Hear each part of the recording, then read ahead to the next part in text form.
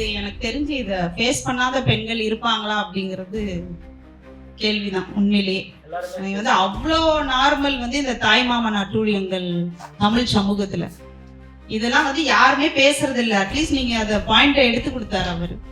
இப்ப கேட்டு பாருங்களேன், நீங்க இந்த தாய்மாமன்கள் இருக்கு, தாய்மாமன் சீர் சமந்து வாராண்டின்னு அதை ரொம்ப புனிதப்படுத்திக்கிட்டே இருக்கோம்ல நம்ம. அது சுத்தி சுத்தி எங்க வரும் அப்படின்னா, இந்த அவன் வீட்டுலதான் இந்த பிள்ளை கல்யாணம் பண்ணி போகுது. அகைன் சாதி. டேய் நீ சாதாரண ஆள் இல்லடா, நீ வந்து இந்த ஜாதி பையன், ஓகே, அதுவும் ஆம்பளை, அப்போ பார்த்துக்கோ, நீ வந்து அதுக்கேற்ற மாதிரி நீ நடந்துக்க அப்படின்னோடனே நான் முதல்ல சொன்ன மாதிரி அவன் கிரீடம் வச்சுக்கிட்டு ஒரு வாளோட தான் சுற்றுறானே.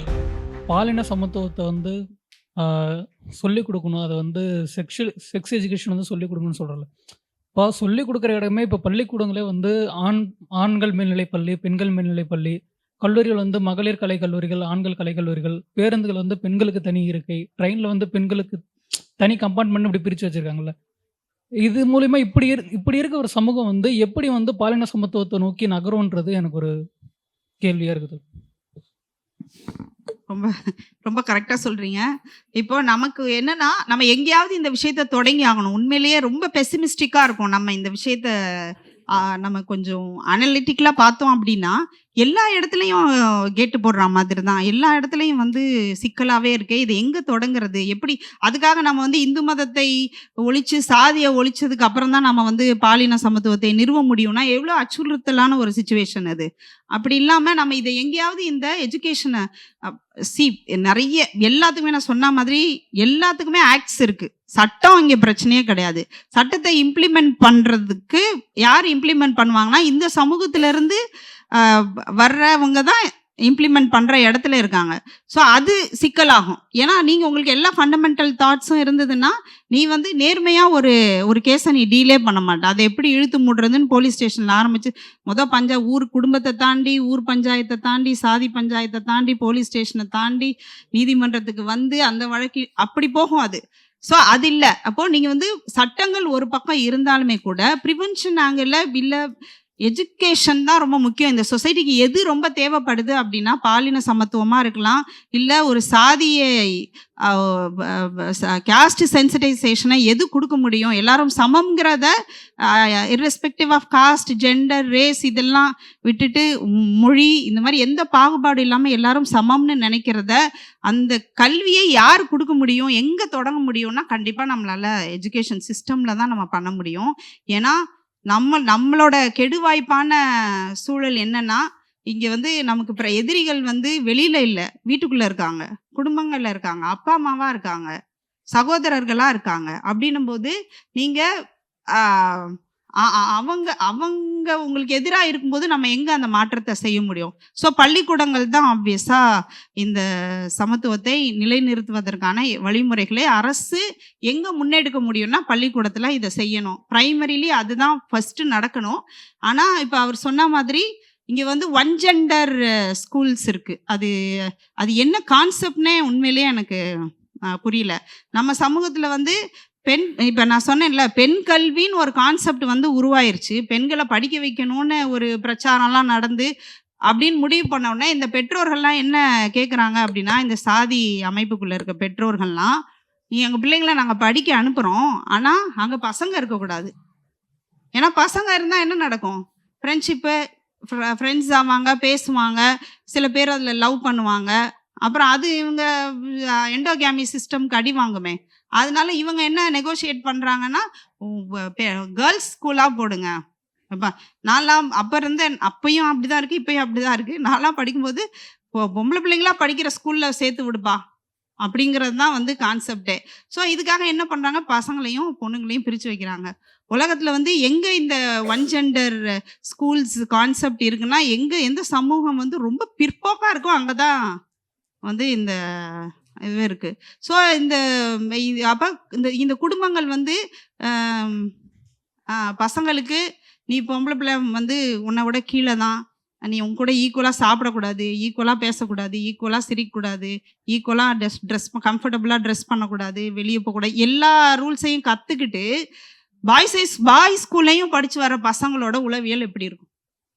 அவங்களுக்கு என்ன ஒரு கருத்து பரிமாற்றம், இல்ல ஒரு மாற்று கருத்து எங்க அவங்க கத்துக்குவாங்க? பள்ளியில தான் அத கத்துக்கணும். அதுக்கான வாய்ப்பே வந்து இங்க இல்ல. ஸோ நம்ம வந்து இந்த நெறைய 90s 2000லலாம் வந்து இந்த கோ எஜுகேஷன் கான்செப்ட்ட வந்து கொஞ்சம் முன்னெடுத்தாங்க கல்வியாளர்கள். ஆனா அது இன்னைக்குமே கூட அது அந்த அளவுக்கு 100% அச்சீவ் பண்ணப்படல. இன்னைக்கும் அப்ப தொடங்குன அந்த boys school, girls school concept வந்து அப்படியே இருக்கு. ஸோ முதல்ல வந்து அத ஒழிச்சு கட்டினா தான் இங்க வந்து ஆண், பெண் ஒரு ஒரு சுமூகமான ஒரு பேச்சுவார்த்தையாவது தொடங்க முடியும் அப்படின்னு நெனைக்கிறேன். ஏன்னா நம்ம வந்து நம்மளோட பாப்புலேஷன்ல 70% மக்கள் வந்து கிராமப்புறங்கள்ல இருக்காங்க. இப்ப நாம இங்க பார்க்குற மாதிரி இல்லைலங்க. ஸோ அவங்களுக்கு ஒரு சமூக கலப்பு, ஒரு ஒரு எதிர்பாலினத்தோட ஒரு ஒரு நார்மலான ஒரு டயலாக் பண்ண முடியிற வாய்ப்பு வந்து பள்ளிக்கூடங்கள் உருவாக்கி குடுக்கணும். அது இங்க வந்து அந்த மாதிரி ஒன் ஜெண்டர் ஸ்கூல்ஸ வந்து ஒழிச்சு கட்டினா தான் அது சாத்தியப்படும்னு நான் நெனைக்கிறேன். டிஃபரன்ஸ் நல்லா தெரியும். கோஎட்ல படிச்ச பசங்களுக்கும், இந்த சிங்கிள் ஜெண்டர் ஸ்கூல்ல படிச்ச பசங்களுக்கும் வந்து டிஃபரன்ஸ் வந்து ஆணுக்கும் சரி, பெண்ணுக்கும் சரி, அந்த அவங்களோட நடத்தை முறையில பயங்கரமான டிஃபரன்ஸ் தெரியும். ஹாய்க்கா. ஸோ இந்த நிகழ்ச்சி வந்து எனக்கு I would like to rice a point. இந்த நிகழ்ச்சியில் வந்து அதிகமாக ஆண்கள் இருக்கிறது வந்து ஐ ஃபீல் வெரி ஹாப்பி. ஆனால் அதே நேரத்து what I feel is that we need collective எஃபோர்ட்டில் ஃப்ரம் போத் ஜெண்டர்ஸ். இந்த வயலன்ஸ் வந்து ஃபேஸ் பண்ணுறதுக்கோ இல்லைன்னா அந்த வயலன்ஸ் வந்து திரும்பி அப்ரெஸ் பண்ணுறதுக்கு we need collective எஃபோர்ட்டு. நான் என்ன இப்போ நீங்கள் சொல்கிறதுல நானும் கேட்டிருக்கு. ஒரு ஊரில் கிராமப்புறங்களில் வந்து ஒரு பொண்ணு யாரை நடிச்சான்னா என் புருஷன் தான் நான் நடித்தேன், நீ இது கடை கேட்குறேன்னு சொல்லி கேட்பாங்க. Actually it's very normal.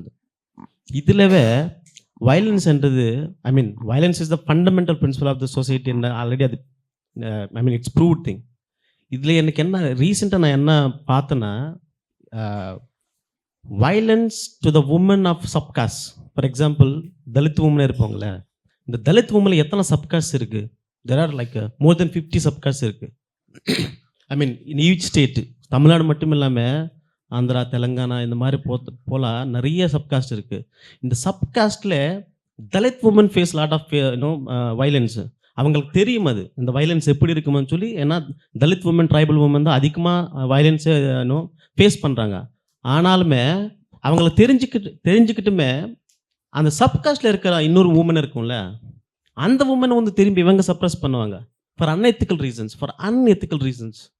அது வந்து எப்படி ஆனால் இன்னொரு விஷயம் என்னென்னா, அந்த சப்காஸ்ட்லேயே நிறைய சப்காஸ்ட் தலித்ஸ்லேயே வச்சுக்கோங்களேன். many all the women, for example, whoever comes these kind of programs வர எல்லா உமனுமே படித்த உமன் தான். ஆனால் இதுலவே இங்கே உட்கார ஒரு பொண்ணு வந்து பக்கத்தில் இருக்க இன்னொரு பொண்ணு வந்து சப்காஸ்ட் ரீதியாக இல்லைன்னா இன்னொரு ஒரு பிரச்சனைக்காக பயங்கரமான ஒரு வைலண்ட் ரீதியாக ட்ரீட் பண்ணுவாங்க. இந்த வயலன்ஸ் நம்ம என்ன சொல்கிறது, டு எராடிகேட் திஸ் வயலன்ஸை we need both genders effort. ஆனால் இங்கே என்ன நடக்கிறதுனா, இந்த சப்காஸ்ட்டுக்குள்ளே ஒரு உமனை இன்னொரு உமனை வந்து பயங்கரமான ஒரு பேட் மென்டல் மூடில் கொண்டு போகிறது. அது ஃபிசிக்கலாகவும் சில நேரம் மாறுது. எப்போ மாறுதுன்னா, the other woman when she is taking too much stress about this, it's hurting her emotionally and both ஃபிசிக்கலில். அப்போது நான் ஃபஸ்ட்டு சொன்ன அந்த பாயிண்ட், அதாவது we need both genders effort இந்த விஷயத்தில். அங்கிருந்து திரும்பி Dalit women or any tribal or any women from the marginals communities, they has to cooperate more than anybody themselves இந்த விஷயம் இது பண்ணுறதுக்கு. ஆனால் அது நடக்க மாட்டுது. அது வந்து எனக்கு சொல்லலாம் நினச்சேன். கரெக்ட். ஆனால் லைக் நம்மளோட ஆணாதிக்க சமூக கட்டமைப்பு இருக்குல்ல, அதோட சிஸ்டமே எப்படி டிசைன் பண்ணப்பட்டிருக்குன்னு இருக்குல்ல, அது வந்து ஆண்களுக்கான அதிகாரத்தை கொடுக்கறது மட்டும் அதோட நோக்கம் இல்லை. அந்த ஆண்களுக்கு அந்த அதிகாரம் சரியா போகுதா அப்படிங்கிறத கண்காணிக்கிற பொறுப்பு வந்து பெண்கள் கிட்ட கொடுத்துருக்காங்க. ஸோ ஏன் வந்து பெண்ணுக்கு எதிராக இருக்காங்க அப்படின்றத அந்த கான்செப்ட் சொல்லுவாங்களா, பெண்ணே பெண்ணுக்கு எதிரி. ஏன் எதிரி ஆக்கப்படுறாங்கன்னா, அந்த அந்த இந்த நம்மளோட சமூக கட்டமைப்பில் ஆண்களுக்கு எல்லா சௌகரியங்களும் கிடைக்குதா? சாப்பாட்டில் ஆரம்பிச்சு நான் அடிக்கடி சொல்கிற விஷயம், ஆண் குழந்தைகள் வந்து பிறக்கும் போதே ஒரு கிரீடத்தை வச்சு விட்டுறாங்க. நீ வந்து உழைக்க தேவையில்ல, நீ நல்ல மார்க் வாங்க தேவையில்ல. இவங்க சொன்னாங்கல்ல, நல்லா மார்க் வாங்க தேவையில்ல. நீ வந்து என்ன சொல்றது? நீ வந்து ஒரு இடத்துக்கு அச்சீவ் பண்ணணும்னு கூட தேவையில்ல. பொறக்கும்போதே நீ ஏய் ஆம்பளடா அப்படின்னு ஒரு கிரீடத்த தூக்கி உனக்கு வச்சு விட்டுறாங்க. ஆண் மகன் அப்படின்றது. அந்த கிரீடத்த அவன் சாகுற வரைக்கும் இறக்குறது இல்ல. ஒரு ராஜா பொறக்கும்போதே நான் ராஜாவா பொறக்குறேன் அப்படிங்கிற அந்த கான்செப்ட். அப்ப அந்த கிரீடத்தை இறக்க விடாம அம்மா பார்த்துக்குவாங்க, சகோதரிகள் பார்த்துக்குவாங்க, கட்டின பொண்டாட்டி நாளைக்கு வைஃப் வந்தா வைஃப் பார்த்துக்கணும், அடுத்து மகள் பிறந்தா மகளும் பார்த்துக்கணும், பேர பசங்க பிறந்த பேத்திங்க பிறந்தா பேத்திங்களும் இந்த எல்லாருமே என்னன்னா அந்த ஆணுக்கு அந்த கிரீடம் சரியா இருக்குதான்னு பார்த்துக்கிற கான்செப்ட் தான் இது. ஸோ நீங்கள் வந்து இந்த ஜெண்டர் எஜுகேஷன் நம்ம ஒன்று தொடங்க போகிறோம் அப்படின்னா கண்டிப்பாக 2 ஜெண்டருக்கும் தேவை தான். அப்புறம் நீங்கள் வந்து ஒரு சப்காஸ்ட்குள்ளே மட்டும் இல்லை, நம்ம வந்து பட்டியல் சமூகத்தில் இல்லை தலித் மக்களிடையே மட்டும்தான் வன்முறை இருக்குது அப்படிங்கிறது கிடையாது. அங்கே வன்முறை இல்லைன்னு சொல்கிறதும் தப்பு, அங்கே மட்டும்தான் வன்முறை இருக்குன்னு சொல்கிறதும் தப்பு. இங்கே வந்து எங்கேயுமே நம்ம சமூகத்தோட பிரச்சனைனா யாரோட பெயினையும் யாருமே புரிஞ்சுக்கிறது இல்லைங்க. நம்ம வந்து அவ்வளோ இன்சென்சிட்டிவா, அவ்வளோ சுயநலமா. இப்போ நீங்கள் வந்து பெண்களுக்கு நீங்கள் இடைநிலை சாதி பெண்களை எடுத்துக்கோங்க, பார்ப்பன சமூக பெண்களை எடுத்துக்கோங்க. ஒரு பெண்ணாக ஒரு பேட்ரியார்கியல் குடும்ப அமைப்புக்குள்ளே என்ன கோத்ரூ பண்ணுறாங்கன்னு அவங்களுக்கு தெரியும் தானே. ஆனால் அந்த சிஸ்டர்ஹுட்டை வந்து நீங்கள் கீழ் நோக்கி நகர்த்துறதே இல்லையே. ஏன் நீங்கள் வந்து அந்த இன்டர்செக்ஷனல் கான்செப்டையே இவங்க அக்செப்ட் பண்ணுறது இல்லையே நிறைய பேர். நான் ஒரு சும்மா கண்மூடித்தனமாக பெண்கள் எல்லாரும் சமந்தான், பெண்கள் எல்லாரும் ஒரே மாதிரி பிரச்சனையை தான் ஃபேஸ் பண்ணுறாங்க அப்படின்னு சொல்லிட்டு தானே இருக்காங்க. ஆனால் நீங்கள் கீழே போக போக அடுக்கில் கீழே போக போக சாதியும் ஒரு அழுத்தமாக, ஒரு பெரிய அழுத்தமாக பெண்களுக்கு மாறுது, பாலின ஒடுக்குமுறைகளும் ஒரு அழுத்தமாக மாறுதில்ல. அப்போ இரட்டை ஆயுதத்தால் அவங்க தாக்கப்படுறாங்க ஒடுக்கப்பட்ட சமூக பெண்கள் வந்து. ஸோ இதை வந்து ஏன் அவங்க புரிஞ்சுக்கிறது இல்லை? ஏன் வந்து மேல் அடுக்கில் இருக்கிற பெண்கள் வந்து ஏன் வந்து அதை அண்டர்ஸ்டாண்ட் பண்ணுறதில்ல?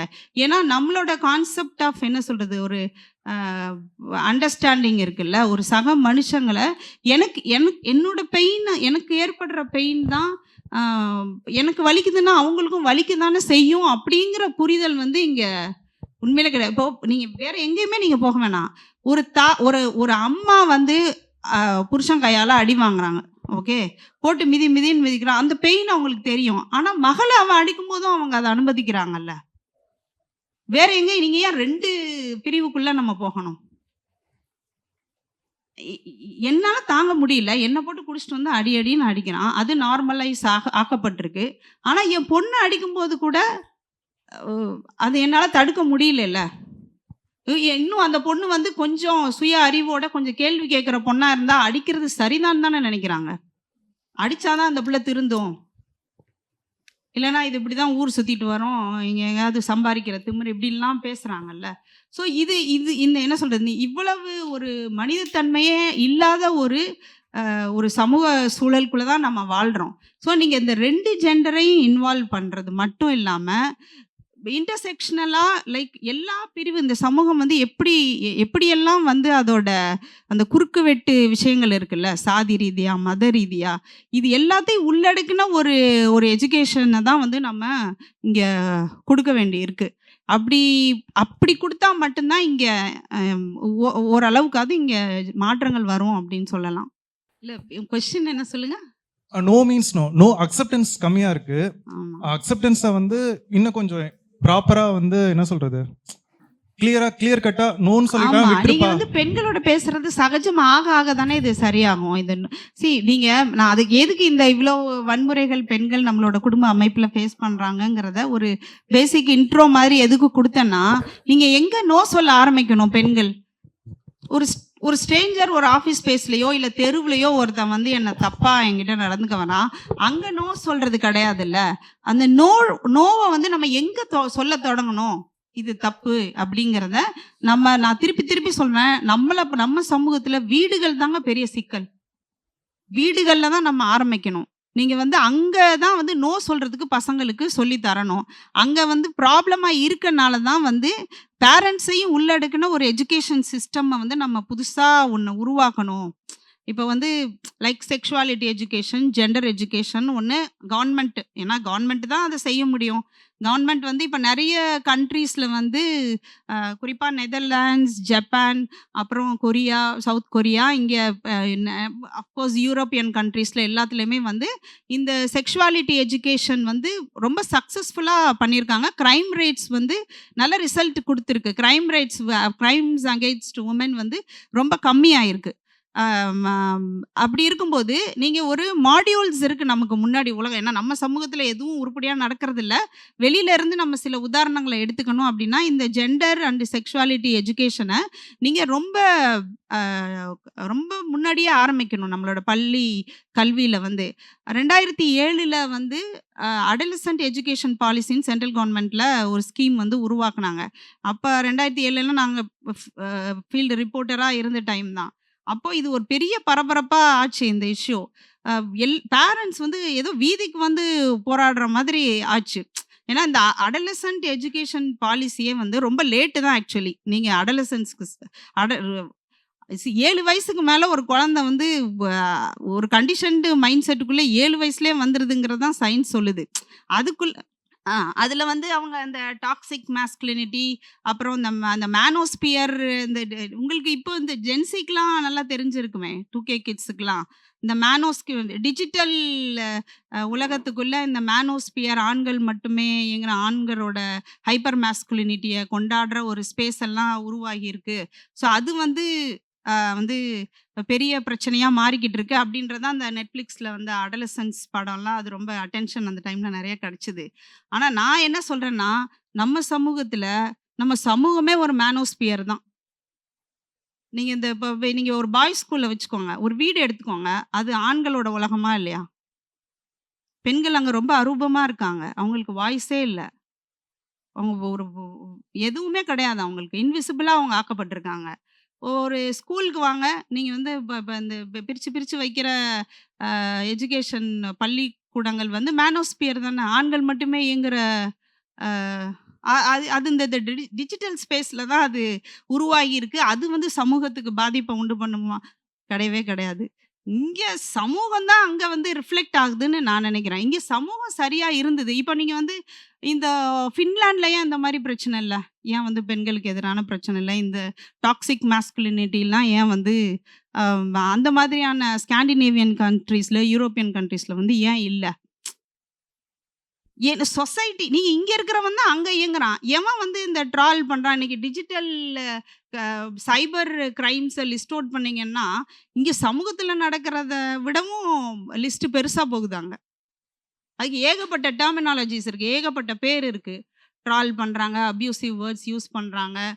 அப்படி எப்படி பண்ண முடியும்? நீங்கள் என்ன தான் ஒரு எல்லாருமே பெய்டுன்னு நம்ம சொல்ல முடியாது. பெய்டாக இருந்தால் கூட நீங்கள் இந்த என்ன சொல்கிறது, இந்த மாதிரி தரம் தாழ்ந்து எப்படி இவ்வளோ பேர் எப்படி இயங்க முடியும்?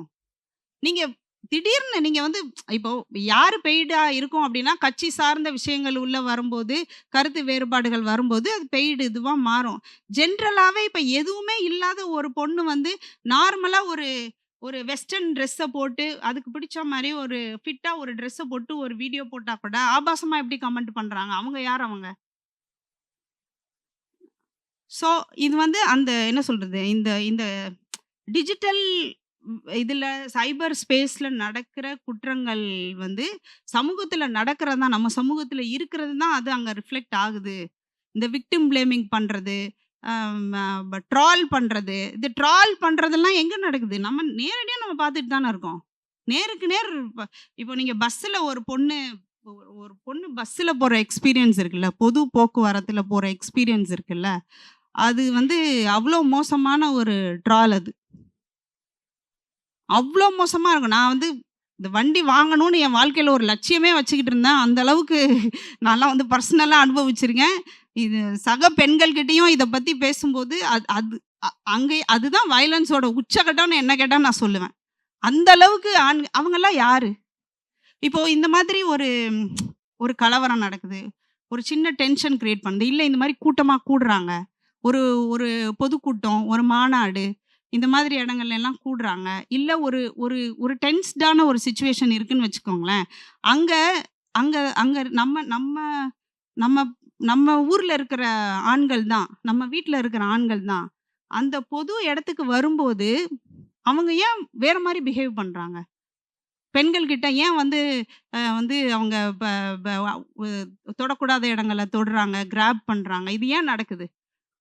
ஒரு ஒரு கூட்டத்துல நிக்கும்போது ஏன் இடிக்கிறாங்க? ஒரு பஸ்ஸுங்கிறது ஸ்பேஸ்க்குள்ள வந்து, அந்த அந்த நெருக்கமா இருக்கிற, அந்த கூட்டமா இருக்கிற அந்த சிச்சுவேஷன வந்து ஏன் வந்து எக்ஸ்ப்ளாய்ட் பண்ணிக்கிறாங்க? ஏன் வந்து அந்த இடத்துல தப்பா நடக்கணும்னு தோணுது அவங்களுக்கு?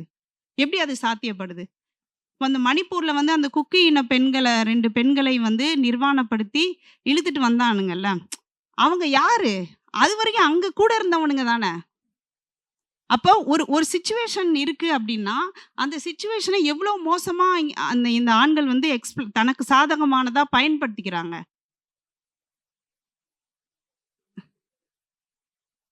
ஆ. ஒரு பொண்ணு நீ இந்த மாரி ஒரு சிச்சுவேஷன் வந்துச்சுன்னா, நீ நீ தனியா இருக்கும்போது, நீ நீ எப்படி உன்னோட நடத்தை எப்படி இருக்கோ, அதுதான் நீ. யார் முகம் தெரியாத மனிதர்கள் கிட்ட நீ ஒண்ணு பண்றீல்ல, அதுதான் நீ. அது மாரி வெளியில காட்டாம நீ வீட்டுக்குள்ள ஒருத்தரா இருக்கீல்ல, உனக்கு உனக்கு ரொம்ப உன் உன் நீ உன் உன் உனக்கு கம்ஃபர்டபுளான ஆட்கள், உன் குடும்ப உறுப்பினர்கள், ஸோ அந்த மாதிரியான ஆட்கள் தான் இந்த மாரியான ஒரு ஒரு ஒரு ஒரு இக்கட்டான சிச்சுவேஷன வந்து அவங்க தன்வயப்படுத்திக்கிறாங்க. தனக்கு சாதகமானதா மாத்திக்கிறாங்க. இப்ப அந்த 4 பேரு அந்த கோயம்புத்தூர்ல இருக்காங்க. அந்த பசங்க வந்து நீங்க யோசிச்சு பாருங்க. 2 பிரதர்ஸ் ஆக்சுவலி 3 பேரா 4 பேராம்மா? 3 பேரு. அதுல 2 பேர் வந்து அண்ணன் தம்பி, ஒருத்தன் பெரியப்பா பையன். ஒரு ரேப்ல ஒரு அண்ணன் தம்பி ஈடுபடுறது இருக்குல்ல. அப்ப நீங்க என்ன என்ன எஜுகேஷன் என்ன கத்துக்கிட்டு நீங்க வந்திருக்கீங்க? எந்த ஃபேமிலி சிஸ்டம்ல இருந்து நீங்க வந்தீங்க நீங்க ஃபர்ஸ்ட் ஆஃப் ஆல்? இ இ இ இது வந்து ரொம்ப நார்மலா நடக்கும். ஆண்கள் வந்து இதுதான் மேனோஸ்பியர்ன்னு சொல்றேன் நான். ஆண்கள் வந்து தம்பி இருப்பான், அண்ணன் இருப்பான். பெண்கள் வந்து அந்த மாரி விஷயங்கள பேசக்கூட மாட்டாங்க நம்ம சமூகத்துல. சும்மா உரையாடல் கூட நடக்காது.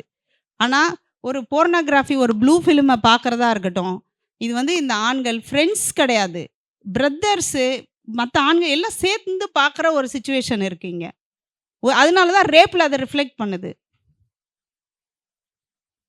எனக்கு அந்த அந்த விஷயம் தான் எனக்கு ரொம்ப அதிர்ச்சியா இருந்தது. ஒரு அண்ணன் தம்பி ஒரு சிச்சுவேஷன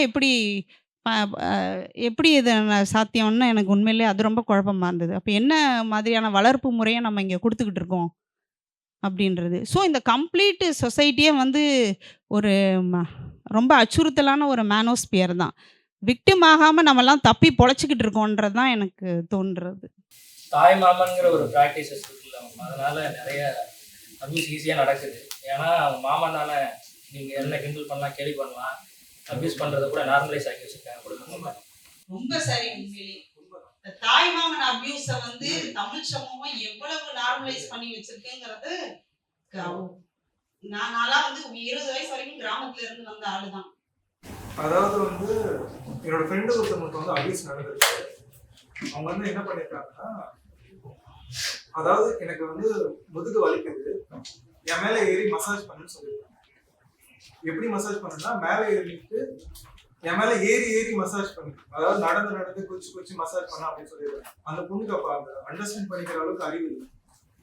அவங்க என்ன பண்ணிருக்காங்க, அந்த பொண்ணு என்ன பண்ணிருக்கா, என்ன பண்ணிருக்குன்னு தெரியல, அவங்க அம்மா கால் பண்ணி இந்த மாதிரி பண்றாங்க அப்படின்னு சொல்லியிருக்கு. அவங்க அம்மா டக்குன்னு நீ வீட்டுக்கு கிளம்பி வந்துரு அப்படின்னு சொல்றாங்க. சரின்னு சொல்லிட்டு இவ பாட்டி கிட்ட வந்து பேச போயிருக்கா. பாட்டி கிட்ட பேசினதுக்கு அவங்க பாட்டி என்ன சொல்லிருக்காங்க, மாமா தானே நீ பண்ண என்ன அவனுக்கு அப்படின்னு சொல்லியிருக்காங்க. அவங்க அப்பா வந்து தண்ணி அடிச்சுட்டு போதையில படுத்திருக்காரு. அவ்வளவுதான். Drama for life. இது எனக்கு தெரிஞ்சு இத ஃபேஸ் பண்ணாத பெண்கள் இருப்பாங்களா அப்படிங்கிறது கேள்விதான் உண்மையிலேயே. வந்து அவ்வளோ நார்மல் வந்து இந்த தாய்மாமன் அட்டூழியங்கள் தமிழ் சமூகத்துல. இதெல்லாம் வந்து யாருமே பேசுறது இல்லை. அட்லீஸ்ட் நீங்க அந்த பாயிண்ட எடுத்து கொடுத்தாரு அவரு. இப்ப கேட்டு பாருங்களேன், நீங்க இந்த தாய்மாமன்கள் இருக்கு, தாய்மாமன் சீர் சமந்து வாராண்டின்னு அதை ரொம்ப புனிதப்படுத்திக்கிட்டே இருக்கோம்ல நம்ம. அது சுத்தி எங்க வரும் அப்படின்னா, இந்த அவன் வீட்டுலதான் இந்த பிள்ளை கல்யாணம் பண்ணி போகுது அகைன் சாதி. ஸோ அந்த கல்யாணம் பண்ணி போகும்போது அவன் தான் வந்து இந்த பிள்ளைக்கு சீர் செஞ்சுக்கிட்டே இருக்க போறான். ஏன்னா நிலம்லாம் அவனுக்கு கொடுத்துருக்கோம். ஸோ அவன் தான் சீர் செஞ்சுட்டு போறான். அதுல என்ன நீ எதிர்க்கிறது? இது வந்து நான் பேசின என்னோட ஃப்ரெண்ட்ஸ் சர்க்கிள்லயும் சரி, என் குடும்ப வட்டாரத்திலயும் சரி, எல்லா இடத்துலயுமே நீங்க சொல்ற இந்த பர்டிகுலர் இன்சிடென்ட்ல வர்ற அந்த சம்பவம் இருக்குல்ல, எப்படி அப்ரோச் பண்றாங்க, இந்த க்ரூமிங் இருக்குல்ல, இந்த என்ன சொல்றது, இந்த சைல்டு செக்ஷுவல் அபியூஸ்ல வந்து இந்த க்ரூமிங்கிற ஒரு கான்செப்ட் இருக்கு. லைக் அது இப்ப அந்த பொண்ணுக்கு வந்து ஒரு பொறி தட்டுச்சுல்ல, அந்த மாதிரி எல்லாருக்கும் அப்படி தோணாது. அப்ப நீங்க என்னன்னா உங்களை வந்து ஒரு சின்ன பொண்ணு, அந்த பருவ வயதை எட்டுகிற ஒரு குழந்தைய வந்து நீங்க அந்த குரூப் பண்ணுவாங்க இந்த பிரிடேட்டர்ஸ் வந்து. சின்ன முதல்ல அது வயலன்ஸா இருக்காது. சில டச் வந்து இந்த பாடி பயாலஜிக்கலா அந்த விஷயங்கள்ல அந்த குழந்தைய வந்து அனுமதிக்கும் போது, அப்புறம் அதுக்கு பிடிக்க ஆரம்பிக்கும் போது அந்த மாதிரி ஒரு க்ரூமிங் வந்து நடக்கும். இந்த க்ரூமிங் வந்து இப்ப டிஜிட்டலாவே நடக்குது அப்படின்னு சொல்றாங்க. ஸோ இந்த க்ரூமிங் தான் வந்து அவங்க பண்றது. இந்த கிராமப்புறங்கள்ல இந்த கல்ச்சர்ல, இந்த தாய்மாமன் கல்ச்சருக்குள்ள அந்த க்ரூமிங் வந்து ரொம்ப நார்மலா நடக்கும். இந்த க்ரூமிங்கை யார் பண்ணுவாங்கன்னா வீட்டில் இருக்க சொந்த பந்தம் எல்லாரும். இப்போ அந்த பொண்ணுக்கு வந்து ஒரு பொறி தட்டுச்சுல்ல, அந்த மாதிரி எல்லாருக்கும் அப்படி தோணாது. அப்போ நீங்கள் என்னன்னா உங்களை வந்து ஒரு சின்ன பொண்ணு, அந்த பருவ வயதை எட்டுகிற ஒரு குழந்தைய வந்து நீங்கள் அந்த க்ரூம் பண்ணுவாங்க இந்த பிரிடேட்டர்ஸ் வந்து. முதல்ல அது வயலன்ஸா இருக்காது. சில டச் வந்து இந்த பாடி பயாலஜிக்கலா அந்த விஷயங்கள்ல அந்த குழந்தைய வந்து அனுமதிக்கும் போது, அப்புறம் அதுக்கு பிடிக்க ஆரம்பிக்கும் போது அந்த மாதிரி ஒரு க்ரூமிங் வந்து நடக்கும். இந்த க்ரூமிங் வந்து இப்ப டிஜிட்டலாவே நடக்குது அப்படின்னு சொல்றாங்க. ஸோ இந்த க்ரூமிங் தான் வந்து அவங்க பண்றது. கிராமப்புறங்கள்ல இந்த கல்ச்சர்ல, இந்த தாய்மாமன் கல்ச்சருக்குள்ள அந்த க்ரூமிங் வந்து ரொம்ப நார்மலா நடக்கும். இந்த க்ரூமிங்கை யார் பண்ணுவாங்கன்னா வீட்டில் இருக்க சொந்த பந்தம் எல்லாரும் சேர்ந்தே பண்ணுவாங்க. பரவாயில்ல விடு, அவன் கட்டி பிடிச்சா என்ன, இப்போ மாமன் தானே, நீ கட்டி பிடிச்சா என்ன, மாமன் தானே, என்ன வேணாலும் அவன் என்ன கேட்டாலும் நீ பண்ணு, தனியா விட்டுட்டு போறது, இந்த மாதிரி அது வந்து அவ்வளோ. அதனாலதான் நான் கேட்குறேன், வன்முறை என்பது தெருவில் இல்லை, தெருவில் இருப்பது ஒரு செகண்டரி. இதுதான் பிரைமரிலி நமக்கான பெண்களுக்கான வன்முறைங்கிறது வீட்டில் அனுமதிக்கப்பட்டு முழு அங்கீகாரத்தோட இருக்கு அப்படின்றது. ஒரு விஷயம் நான் சொல்லணும்னு நினைக்கிறேன் தோழர். அந்த கோயட் இல்லைனா சிங்கிள் ஜெண்டர் ஸ்கூல்ஸ் பற்றி பேசும்போது அவர் கூட சேர்ந்து சொன்னது வந்து விமனுக்குன்னு தனியாக ட்ரெயினில் சீட்ஸாக இருக்கட்டும், இல்லை தனியாக பஸ்ஸஸாக இருக்கட்டும், அப்படிங்கிறத வந்து நான் ஒரு பாசிட்டிவ் அஃபர்மேஷனாக பார்க்குறேன் தோழர். அது வந்து அவங்களுக்கு இத்தனை வருஷமாக டிஸ்கிரிமினேட் பண்ணிக்கிங்க, ஒன்றா இருந்தால் தான் இந்த பிரச்சனைலாம் வருதுங்கிறதுக்காக அவங்களுக்குன்னு தனியாக ஒரு பாசிட்டிவ் அஃபர்மேஷன். ஃபார் எக்ஸாம்பிள் எப்படி ரிசர்வேஷன் ஒரு பாசிட்டிவ் அஃபர்மேஷனோ, அந்த மாதிரி இந்த மாதிரி ஜெண்டர் ஸ்பெசிஃபிக்காக இருக்க சீட்ஸாக இருக்கட்டும், ஜெண்டர் ஸ்பெசிஃபிக்காக இருக்க கம்பார்ட்மெண்ட்ஸாக இருக்கட்டும் ட்ரெயினில், அது வந்து ஒரு பாசிட்டிவ் அஃபர்மேஷன். எல்லா விமனுமே அக்செப்ட் பண்ணிப்பாங்க தோழர். இப்போ அந்த இடத்துல போனால் அது ஒரு சேஃப் ஸ்பேஸ்ன்ற ஃபீல் இருக்கும். அதே வந்து காமன் கம்பார்ட்மெண்ட்லயோ அதுலயோ டிராவல் பண்ணும்போது அந்த சேஃப் ஸ்பேஸ் இருக்குமான்னு கேட்டா இல்ல. நான் அந்த ஜெண்டர் எஜுகேஷனை ஸ்டார்ட் பண்ற பள்ளிக்கூடங்கள்ல தான் நான் இதை சொல்றேன். நீங்க மற்ற இடத்துல உங்களுக்கு ரெப்ரசன்டேஷன், ரிசர்வேஷன் அப்படிங்கிறதெல்லாம் நான் மறுக்கல. ஏன்னா நீங்க அங்க ஒரு ஜென்ரேஷனை நீங்க உருவாக்கணும். லைக் இங்க வந்து ட்ரெயின்ல வந்து தனி சீட்டு கொடுக்காத அளவுக்கு, தேவைப்படாத அளவுக்கு, ரிசர்வேஷனே ஒன்று தேவைப்படாத அளவுக்கு ஒரு ஜென்ரேஷனை உருவாக்குற இடத்த வந்து நீங்க 2 பேருக்குமான இடமா நீங்க வச்சா மட்டும்தான் அது சாத்தியப்படும். ஸோ கண்டிப்பா ஸ்கூல் வந்து 2 ஜெண்டர் கோயடா தான் இருக்கணும். அப்பதான் வந்து நீங்க அந்த அங்க சரி பண்றதுக்கு நீங்க தனித்தனியா வச்சு எப்படி சரி பண்ண முடியும்? இதே தான் காஸ்ட்டுமே சொல்றேன். இப்ப நீங்க சாதியை எடுத்துக்கிட்டாலுமே நீங்க தனித்தனியா வச்சு எப்படி சொல்லி கொடுக்க முடியும்? எல்லாரும் நீங்க எல்லாம் இந்த மாதிரி பாதிக்க சாதி பசங்களாம் தனியா உட்காருங்க, பிற்படுத்தப்பட்ட சமூக பசங்களாம் தனியா உட்காருங்க, பட்டியல் சமூக பசங்களாம் தனியா உட்காருங்க, அப்படி சொல்லி கொடுக்க முடியாதுல்ல. நீங்க சாதி பாகுபாடு பார்க்கக்கூடாது, எல்லாரும் சமம்னு சொல்லும்போது எல்லாரும் சமமா ஒரு இடத்துல இருந்தாதான் அது சமம்னு ஃபீல் ஆகும். தனித்தனியா சொல்லி கொடுத்தீங்கன்னா எப்படி ஃபீல் ஆகும்? ஸோ அதனால ஸ்கூல்ஸ் கண்டிப்பா இன்க்ளூசிவா தான் இருக்கணும். எல்லாரும் உள்ளடக்குன ஒரு ஒரு இடமா ஒரு ஸ்பேஸா அதை நம்ம மாத்தினாதான் இது. மற்றபடி அது அப்படி சொல்றதுனாலயே இங்க இருக்க ரிசர்வேஷன்லாம் எடுத்துடணும் இல்லை. ரிசர்வேஷனை வந்து அதோட கான்செப்டே இஸ் டு டிரான்செண்ட் த சொசைட்டி தான், சொசைட்டியை மாத்துறதுக்கு தான். அப்ப அந்த நிலைக்கு இந்த சமூகத்தை நம்ம உயர்த்தும் போது அங்க அது தானா மாறி வரும் அப்படின்றது. ஸோ இதுல டிஸ்பியூட்டே இல்லை. நீங்கள் ஸ்பேஸ் உமனுக்கான ஸ்பேஸ் இருக்கணுங்கிறதுல அதில் டிஸ்பியூட் இல்லை. பட் கரெக்ட் பண்ணுற இடத்துல நம்ம சரியாக இருக்கணும் அப்படின்றது.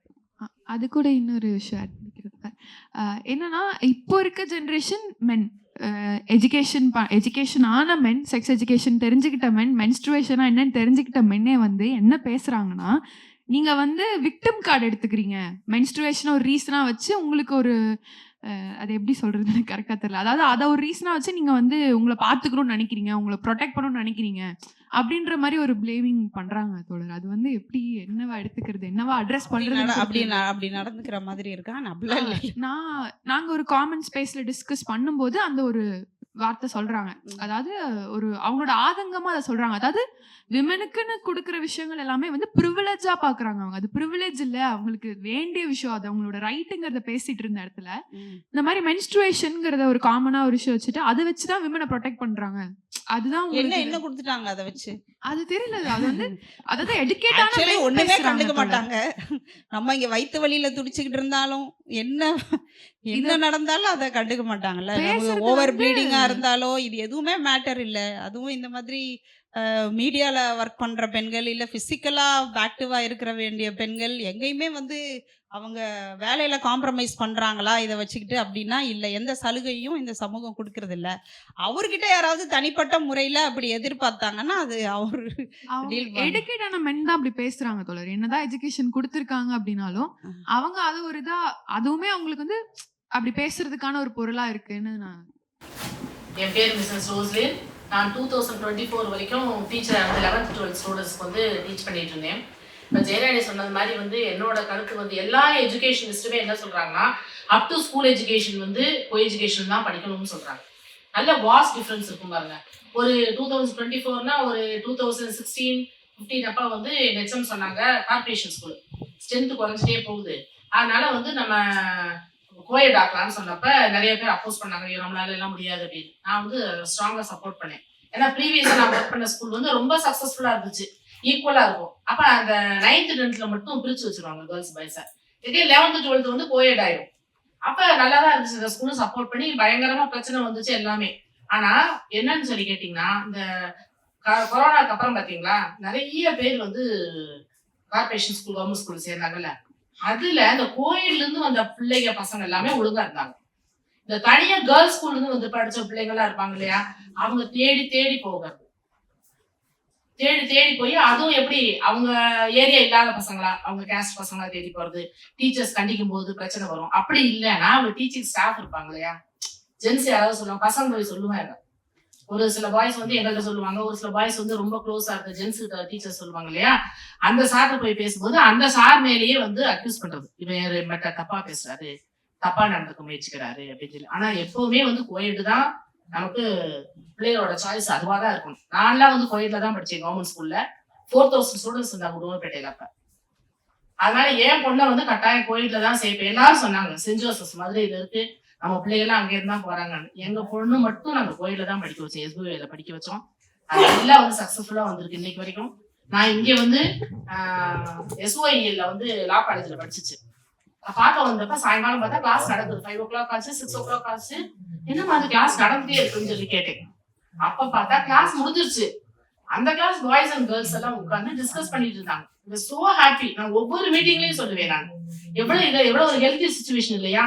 இதே ஊர்ல தான் வந்து இன்ஜினியரிங் காலேஜ்ல no boys girls talking, girls boys talking எல்லாம் சொல்லிட்டு இருக்காங்க. எனக்கு அதை பார்த்தோம்னா ரொம்ப சந்தோஷமா இருந்துச்சு. நான் சொல்லிக்கிட்டே இருப்பேன், நான் இன்னைக்கு வரைக்கும் அதை சொல்லிட்டே இருக்கேன். நான் அப்புறம் ஜெயராணி மாதிரி எழுத்தாளருக்கும் ஊடகவியலாளருக்கும் ஒரே ஒரு ரிக்வஸ்ட் என்னன்னு கேட்டா, பயங்கர போராட்டத்துக்கு பிறகு எல்லா இன்ஸ்டிடியூஷன் விசாகா கமிட்டி வச்சுட்டாங்க, ஐசிசி வச்சிருக்காங்க. அது சக்சஸ்ஃபுல் ஆகுதோ இல்லையோ, யார் ஸ்ட்ராங்கா வந்து போய் கம்ப்ளைண்ட் கொடுக்குறாங்களோ அவங்களுக்கு நல்ல எஃபெக்டிவா இருக்கு. நிறைய இடங்கள் அதெல்லாம் நடக்குது. இப்ப என்னன்னா, நம்ம ஃபாரின் கண்ட்ரீஸ்ல எல்லாம் வந்து ப்ரீ மேரேஜ் கவுன்சிலிங் இருக்கு, ப்ரீ பேரண்டிங் கவுன்சிலிங் இருக்கு. அதே மாதிரி நம்ம நாட்டுல வந்து கட்டாயம் வந்து ப்ரீ பேரண்டிங் கவுன்சிலிங் இருக்கணும். அப்பதான் வந்து அவங்க பிள்ளைகளை வந்து சரியா வழிநடத்தி செய்வாங்க. பொம்பளை பிள்ளைகளா இருக்கட்டும், பையனா இருக்கட்டும், ஈக்குவலா இருக்கு இன்னைக்கு பிரச்சனை. நம்ம சொல்றோம் டொமஸ்டிக் வயலன்ஸ்க்கு அதிக காரணம் ஆண்கள் சொன்னாங்கன்னா, அப்ப பேரண்ட் எப்படி வளர்க்குறாங்களோ அதை பொறுத்தா இருக்கு இல்லையா. அதனால கட்டாயம் பேரண்ட்ஸ்க்கு வந்து ப்ரீ பேரண்டிங் கவுன்சிலிங் வந்து சட்டமா கொண்டு வரும். அதுக்கு நீங்க எல்லாம் தான் அதுக்கு வேலை செய்யணும்னு நினைக்கிறீங்க? ப்ரீ பேரண்டிங் கவுன்சிலிங் வந்து கன்சீவ் ஆகுற டைம்ல கொடுக்குறாங்கன்னு சொல்றீங்களா? இல்ல ஃபாரின்ல உண்டு ப்ரீ பேரண்டிங் கவுன்சிலிங். இல்லையா அந்த மாதிரி வந்து நம்ம நாட்டுல கட்டாயம் கொண்டு வரணும். அல்லது ஸ்கூல்ஸ்ல இப்ப எல்லா ஸ்கூல்ஸ்லயுமே வந்துட்டு கவுன்சிலிங் கட்டாயம் வரணும், கவுன்சிலர்ஸ் வரணும்னு சொல்றாங்க. நிறைய ப்ராப்ளம் சால்வ் பண்றாங்க. ஸ்கூல் லெவல்லையாச்சும் ப்ரீ பேரண்ட் பேரண்ட்ஸ்க்கு வந்து இந்த மாதிரி எப்படி கவுன்சிலிங் கொடுத்தது, how to treat bye children girl children அப்படின்னு சொல்லி கவுன்சிலிங் கொடுக்கணும். அப்ப இந்த குற்றங்கள் நிறைய குறையும். கண்டிப்பா இது வந்து பேரண்ட்ஸ்க்கு, அதாவது ஸ்கூல்ஸ்ல வந்து சோஷியல் ஒர்க்கர்ஸ் லைக் சைக்காலஜிஸ்ட் எல்லாம் வந்து ரெக்ரூட் பண்ணணும் நம்மளோட ஸ்கூல் எஜுகேஷன்ல வந்து. ஏன்னா நம்ம இவ்வளவு நேரம் நம்ம பார்த்தோம்ல, இந்த லைக் ஒரு ஆதிக்க உணர்வை ஒருத்தருக்கு விதைக்கிறது, அது சாதி ரீதியாவோ பாலின ரீதியாவோ, ஒரு நீ எதுவுமே செய்ய தேவையில்ல, நீ பெரிய ஆளு, இந்த சாதியில பிறந்திருக்கியா நீ பெரிய ஆளு, இல்ல நீ இந்த ஜெண்டர்ல பிறந்திருக்கியா நீ பெரிய ஆள், நீ ராஜா அப்படிங்கறது இருக்குல்ல. அந்த அந்த அது வந்து ஒரு கடுமையான உளவியல் சிக்கல். அந்த மாதிரி சொல்லி வளர்க்கப்படுறதுங்கிறது. நீங்க மனநலம் இல்ல இந்த பர்சனாலிட்டி டைப்ஸ், பர்சனாலிட்டி டிசார்டர், கொஞ்சம் சைக்காலஜிலாம் யாராவது படிச்சிருந்தவங்க இருந்தா தெரியும். இந்த மாதிரி ஒரு ஒரு ஒரு ஆதிக்க உணர்வு ஊட்டப்பட்டு, அது சாதி ரீதியாவோ மத ரீதியாவோ பாலின ரீதியாவோ, நான் யார் தெரியுமாடா அப்படின்ற ஒரு இது ஊட்டப்பட்டு வளர்க்கப்படுறவங்களுக்குன்னு ஒரு குணக்கட்டமைப்பு இருக்கும். அந்த குணக்கட்டமைப்பு நீங்க இதெல்லாம் ஒரு ஆக்சுவலி இங்க வந்து இந்த சோஷியல் சைக்காலஜிஸ்ட் வந்து நிறைய பேர் வரணும், ஸ்டடி பண்ணணும், அதெல்லாம் இருக்கு. ஏன்னா இந்த குணக்கட்டமைப்பு நீங்க இந்த சாதி சங்க குரு பூஜைகள்ல எல்லாம் இருக்கிறாங்கல்ல, இல்ல இப்ப நீங்க அதே போய் இன்னும் டீப் உள்ள இறங்கி இந்த கிராமப்புற பள்ளிக்கூடங்கள், இங்க அந்த குறிப்பா அந்த ஸ்கூல் எஜுகேஷன்ல அங்க அந்த வயதுக்குரிய அந்த பசங்களோட அந்த குணக்கட்டமைப்பை நீங்க ஸ்டடி பண்ணீங்கன்னா அவங்களுக்கு அந்த அதீத ஆதிக்க உணர்வு இருக்குல்ல, அதுவும் அந்த நார்சிசிஸ்டிக் பர்சனாலிட்டி டிசார்டர்னு சொல்லுவோம். தன்னை ரொம்ப பெருசா நினைச்சுக்கிறது, தன்னைத்தானே காதலித்துக் கொள்வது இருக்குல்ல, அந்த நார்சிசிஸ்டிக், நான் வந்து இப்படிப்பட்டவன், எனக்கு அவன் ஒண்ணுமே செஞ்சிருக்க மாட்டான், ஒண்ணுமே இருக்காது அவன்கிட்ட. ஆனாலும் யாரோ ஒருத்தர் இந்த சந்திரமுகிக்கு கங்காவுக்கு சொன்ன மாதிரி அவன் மைண்ட்ல சொல்லிடுறாங்கல்ல, டேய் நீ சாதாரண ஆள் இல்லடா, நீ வந்து இந்த ஜாதி பையன், ஓகே, அதுவும் ஆம்பளை, அப்போ பார்த்துக்கோ, நீ வந்து அதுக்கேற்ற மாதிரி நீ நடந்துக்க அப்படின்னோடனே, நான் முதல்ல சொன்ன மாதிரி அவன் கிரீடம் வச்சுக்கிட்டு ஒரு வாளோட தான் சுற்றுறானே. அப்போ அவங்களோட அந்த பிஹேவியர் பேட்டர்ன் இருக்குல்ல, அந்த குணக்கட்டமைப்பை நம்ம ஸ்டடி பண்ணோம். நான் சமீபத்தில் அது சம்மந்தமாக நானாக ஒரு தன்னளவில் ஒரு ஆய்வு, சைக்காலஜிக்கல் இந்த ட்ரெய்ட்ஸ் இருக்கும்ல, இந்த பர்சனாலிட்டி டிஸார்டரோட ட்ரெய்ட்ஸு சிம்டம்ஸ் இப்படி இருக்கும் அப்படின்னு எடுத்து பார்த்தோம் அப்படின்னா, ஆன்டி சோஷியல் பர்சனாலிட்டி டிஸார்டர்னு ஒன்று இருக்குது, ஓகே, அப்புறம் நார்சிசிஸ்டிக் பர்சனாலிட்டி டிஸார்டர்னு ஒன்று இருக்குது. இதோட சிம்டம்ஸ் எல்லாம் எடுத்து பார்த்தீங்கன்னா, இந்த சாதி வெறி ஊட்டப்பட்ட, அப்புறம் அந்த பாலின நீதாண்டா பெரியாள்னு சொல்லப்பட்ட ஆணாதிக்க சிந்தனையில் உழல்கிறவர்களுக்கு இந்த டிஸார்டர் ட்ரைட்ஸ் எல்லாம் பக்காவாக 10 பொருத்தமும் பக்காவாக பொருந்தும்.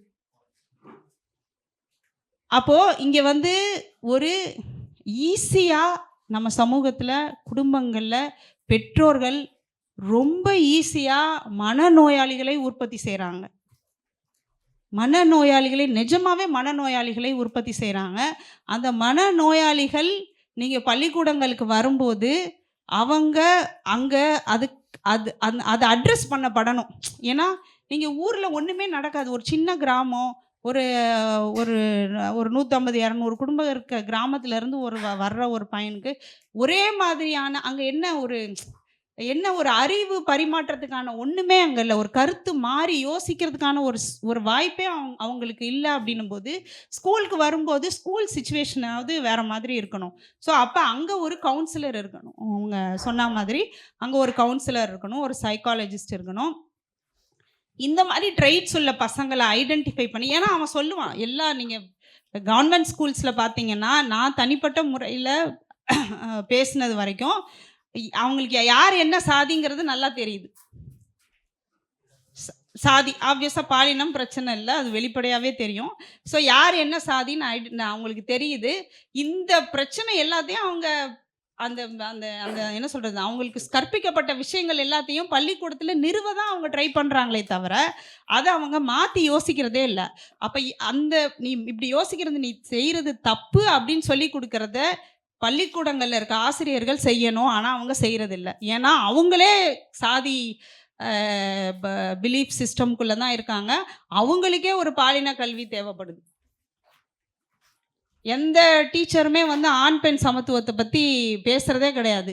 எந்த டீச்சரும் வந்து சாதி பாகுபாடெல்லாம் கிடையாது, கான்ஸ்டியூஷன் படி எல்லாருமே சம உரிமை கொண்டவர்கள் தான் சொல்லி தரது கிடையாது. அவங்க வந்து என்ன சொல்கிறது, நம்ம ஊரில் வந்து லிட்ரேட்ஸ் தான் அதிகம் இல்லையா, எல்லாருக்கும் எழுத படிக்க தெரியும். ஆனால் எஜுகேஷனோட பர்பஸ்ங்கிறது வேற. நீங்கள் ஒரு சமூகத்தோட பிரஜையாக உங்களை மாற்றுறது, இந்த சிட்டிசனோட சட்டத்தை மதிக்கிற ஒரு குடிமக்களாக நம்மளை மாற்றுறது தான் வந்து எஜுகேஷனோட வேலை இல்லையா. ஏன் இங்கே இவ்வளவு சட்டம் போட்டாலும் ஏன் இவ்வளவு குற்றங்கள் நடக்குது? இப்போ ஹானர் கில்லிங்க்கு சட்டம் கேட்குறோம். முதல்ல எஸ்சி/எஸ்டி ஆக்டுக்கு வந்து தலித் மக்கள் அதிக அளவில் வந்து வன்கொடுமைகளுக்கு ஆளாகிறாங்கன்னு எஸ்சி/எஸ்டி ஆக்ட் வந்தது. பிசிஆர் ஆக்ட் இருந்தது. அன்டச்சபிலிட்டி அப்படியே இருக்குது. வன்கொடுமைகள் அதே மாதிரி நடக்குது. ஹானர் கில்லிங்க்கு சட்டம் கேட்குறோம். ஹானர் கில்லிங் அந்த சட்டம் வந்தால் தடுத்து நிறுத்துமா?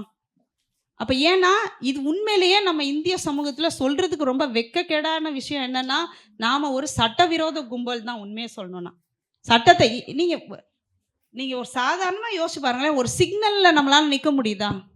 சிக்னல் ஒரு பேசிக்கான ஒரு ரூல் தானே அது. சிக்னலை ஸ்கிப் பண்ணிட்டு போகலாம், ரேஷ் டிரைவ் பண்ணலாம், எதிர்த்தாப்பில் போகலாம், வண்டி எடுத்துக்கிட்டு சர்றன்னு எதிரில் போகலாம், குடிச்சிட்டு வண்டி ஓடலாம். சாதாரண ஒரு ரோட் டிசிப்ளின் நம்மக்கிட்ட நம்ம ஃபாலோ பண்ணுறோமா? ட்ரிப்பிள்ஸ் போகக்கூடாது, பைக் ஹெல்மெட் போடணும், எந்த விதிமுறையும் ஒரு பேசிக்கான ஒரு விஷயம் இந்த ரோடு சேஃப்டி அண்ட் டிசிப்ளின்ங்கிறது, அந்த ரூல்ஸை ஃபாலோ பண்ணுறது. இதையே ஏன் ஒரு குரூப் மதிக்க மாட்டேங்குது அப்படின்னா, நீங்கள் பிறந்ததுல இருந்து நீங்கள் எந்த ரூல்ஸையுமே நீங்கள் மதிக்கிறதுக்கு நம்ம சொல்லி கொடுக்குறதே கிடையாது. ஒரு பையன் குறிப்பாக பசங்களுக்கு நம்ம என்ன பெண்கள்னா வந்து இல்லாத ரூல்ஸ் எல்லாத்தையும் அவங்க ஃபாலோ பண்ணணும்னு சொல்கிறோம். ஆனால் ஆண்களுக்கு விதிக்கப்பட்ட ரூல்ஸ், அவன் ஆம்பளை, அவன் அப்படி தான் செய்வான். 13 வயசில் அவன் கஞ்சா போட்டு வந்தால் கூட ஆமாம் பையன்னா அப்படிலாம் செய்ய தான் செய்வான். ஒரு பொண்ணுக்கிட்ட தப்பாக நடந்துட்டு வந்தானா அம்மாக்கள் ரொம்ப பெருமையாக சொல்லுவாங்க, பையன்னா அப்படி செய்ய தான் செய்வான். அப்புறம் என்ன, அவன் ஆம்பளை. ஒரு பொண்ணை ஏமாற்றிட்டான், ஒரு பொண்ணு மேலே அட்டாக் பண்ணிட்டான், ரேப் பண்ணிட்டான், ஆசிட் அடிச்சிட்டான். இது எதுவுமே இந்த சமூகத்துக்கு பிரச்சனை இல்லைன்னா நாம் ஒரு சட்ட விரோத கும்பல் தானே. அப்போ அந்த மாதிரியான ஆட்களை நம்ம உற்பத்தி பண்ணி வெளியில் அனுப்பிச்சிக்கிட்டே இருக்கோம். அவங்க வந்து என்ன இந்த எந்த கான்ஸ்டியூஷனில் எந்த சட்டத்தையுமே அவங்க மதிக்கிறது கிடையாது. அதனால தான் இங்கே இம்ப்ளிமெண்டேஷன் நீங்கள் வந்து இப்போ இவ்வளோ குற்றங்கள் சொன்னோம்ல, இதில் எல்லாமே இம்ப்ளிமெண்டேஷன் ரொம்ப கம்மி தான்.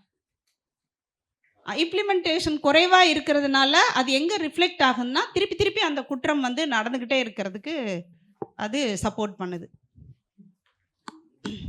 இந்த இந்த என்ன சொல்கிறது, கிட்னாப் வந்து இந்த பெண்கள் மீதான வன்முறையில் கிட்னாப் அண்ட் அப்டக்ஷன் ஒரு பிரச்சனை.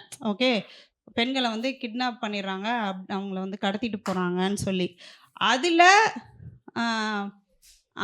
அதில் அந்த பதிவு செய்யப்பட்ட வழக்கில் பெரும்பான்மையான வழக்கு வந்து பொய் வழக்கு.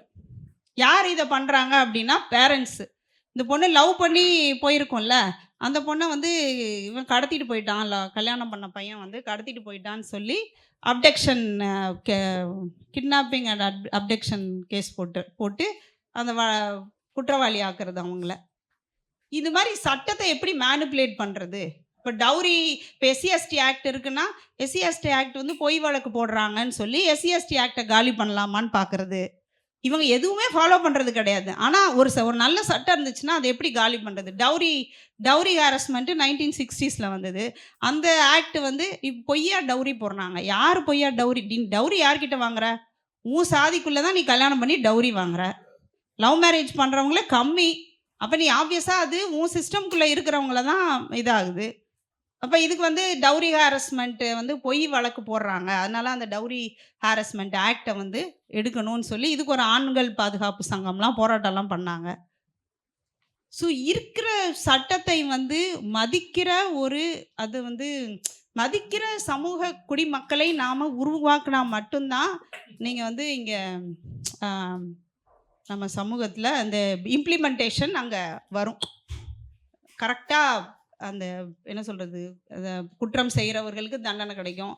இங்கே குற்றம் செய்கிறவர்கள் எவ்வளோ பேர் தண்டனைக்கு உட்படுத்துகிறாங்க, எவ்வளோ பேர் குற்றம் செய்யாதவங்க சிறைகளில் இருக்காங்க. இதெல்லாம் பெரிய டாபிக். அது இந்த மாதிரி லார்ஜர் இஷ்யூஸ் எல்லாத்துக்கும் நம்ம எங்கே தயங்காமல் நம்ம திரும்பி பார்த்தா வீடுகள் தான் காரணம், குடும்பங்கள் தான் காரணம். ஸோ இது வந்து ரொம்ப ஸ்கேட்டர்டாக இருக்கும். ஆனால் எங்கேயாவது ஸ்டார்ட் பண்ணலாம் அப்படின்னா இது வந்து கவர்மெண்ட் வந்து பாலிசிஸ் எஜுகேஷனுக்கு அலாட் பண்ணுற ஃபண்டில் வந்து 50% அட்லீஸ்ட் வந்து இன்னும் அதிகமாக கூட செலவு பண்ணலாம். நம்மளோட நோக்கம் லிட்ரேட்ஸை உருவாக்குறது இல்லை. அது ஒரு காலத்தில் இருந்தது. 14 வயசு வரைக்கும் கட்டாய கல்வி, எழுத படிக்க தெரிஞ்சால் தெரியும். அந்த அறிவியல் இயக்கத்துலலாம் கையெழுத்து போட்டால் போதும், அந்த மாதிரிலாம் இருந்தது. அது கூட தேவையில்லை என்ன கேட்டால். நீங்கள் எழுத படிக்க தெரியலன்னா என்ன இப்போது? ஆனால் ஒரு பக்கத்தில் ஒரு சக மனுஷங்க இருக்காங்கன்னா அவங்கள மதிக்கணுங்கிறது தெரியணும்ல. அதுதான் எஜுகேஷன். அந்த எஜுகேஷனை கொடுக்கிற இடமாக பள்ளிக்கூடங்கள் மாறணும் அப்படின்றது. ஃபாரின் கண்ட்ரிஸுக்கும் நமக்கும் இது பண்ணும்போது அங்கே வந்து இந்த ரேஷியோ வந்து கம்மி, ஆனால் நம்ம இதில் வந்து ரொம்ப அதிகமாக இருக்குது. இப்போ இந்த இதை வந்து அங்கே எப்படி ஹேண்டில் பண்ணுறாங்க? ஏன் அங்கே நடக்கிறது இல்லை, இங்கே அதிகமாக நடக்குது? எது நடக்குது? இந்த பாலியல், இந்த ரேப் கேஸ். ஆமாம், எஜுகேஷனில் தான் சரி பண்ணுறாங்க. இப்போ நீங்கள் முதல்ல அந்த குடும்ப அமைப்பே வேற. அந்த குடும்ப அமைப்பே வந்து ஜெண்டர் எஜுகேஷனை உள்ளடக்கியதாக இருக்குது. ஒன்று இந்த என்ன சொல்கிறது, இது வந்து கற்பனை கெட்டாத ஒரு அடிப்படைவாத சிஸ்டம் அது.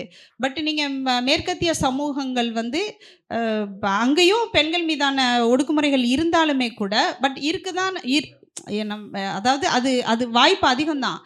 ஆனால் அவங்க அதை குடும்பங்கள்லேயே அதை சரி பண்ணுறாங்க ஃபஸ்ட்டு.